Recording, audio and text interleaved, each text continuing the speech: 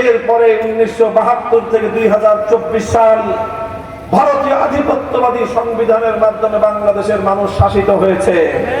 দীর্ঘ 54 বছর এদেশের মানুষ যখন অধিকারের কথা বলেছে, 54 বছর যখন এদেশের মানুষ ইসলামের কথা বলেছে, 54 বছর পর্যন্ত এদেশের মানুষ যখন তাদের পূর্বসূরীদের ত্যাগ আর কোরবানির বিনিময়ে অর্জিত মুসলমানদের এই স্বাধীন ভূমিতে কোরআনী শাসন ব্যবস্থা প্রতিষ্ঠার কথা বলেছে, তখনই তাদেরকে রাজাকার, স্বাধীনতা বিরোধী, জঙ্গিবাদী, মৌলবাদী ইত্যাদি নানান ধরনের ট্যাগ দিয়ে তাদের অধিকার আদায়ের সংগ্রামকে দাবায় দেওয়ার চেষ্টা করা হয়েছে। সর্বশেষ 2024 সালের জুলাই এলো, এদেশের ছাত্র জনতা তারা কোটা বিরোধী যৌক্তিক আন্দোলন নিয়ে মাঠে নামলো।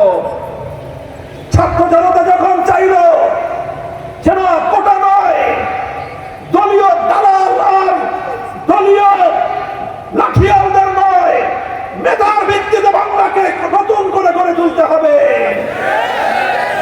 ছাত্র জনতা মেধার ভিত্তিতে দেশকে এগিয়ে নিয়ে যাওয়ার এই যৌক্তিক সংগ্রামের বুলেটের আঘাতে ঝাঁঝরা করা হলো আমার সন্তানদের বুক।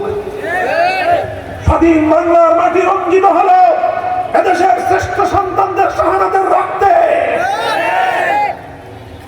ইউনিভার্সিটি কলেজের ছাত্ররা শহীদ হলো, মাদ্রাসা থেকে আমাদের ছেলেরা বের হয়ে আসলো, তাদেরকে পুলিশ, আইন শৃঙ্খলা বাহিনী, সাংবাদিকরা জিজ্ঞাসা করলো, মাদ্রাসার ছাত্র তোমরা কেন রাস্তায় বের হয়েছে? তোমরা তো চাকরি করবে না, কোটা থাকলেই কি, কোটা না থাকলেই কি?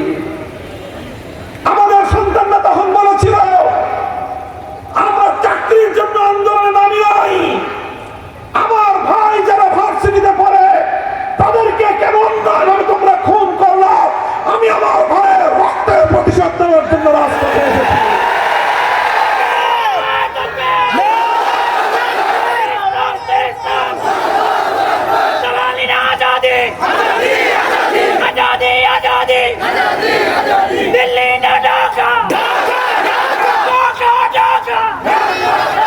সংগ্রামী সাথী ও বন্ধুগণ, এভাবে বাংলাদেশে স্কুল, কলেজ, পাবলিক বিশ্ববিদ্যালয়, প্রাইভেট বিশ্ববিদ্যালয়, আলিয়া মাদ্রাসা, কওমি মাদ্রাসা, সকল বিভেদের দেয়াল ভেঙে বাংলার ছাত্র জনতা ইতিহাসের কিংবদন্তি আন্দোলন গড়ে তুলল। টেকনাফ থেকে তেতুলিয়া তরুণ ছাত্র জনতা হাতে হাত রেখে নতুন বাংলাদেশ গড়বার জন্য তারা রাজপথে নেমে আসলো। এই রাজপথে রক্ত দিল স্কুলের ছেলেরা, রাজপথে রক্ত দিল কলেজের ছাত্ররা, রাজপথে রক্ত দিল ইউনিভার্সিটির সন্তানেরা, রাজপথে রক্ত দিল আলিয়া মাদ্রাসার সন্তান।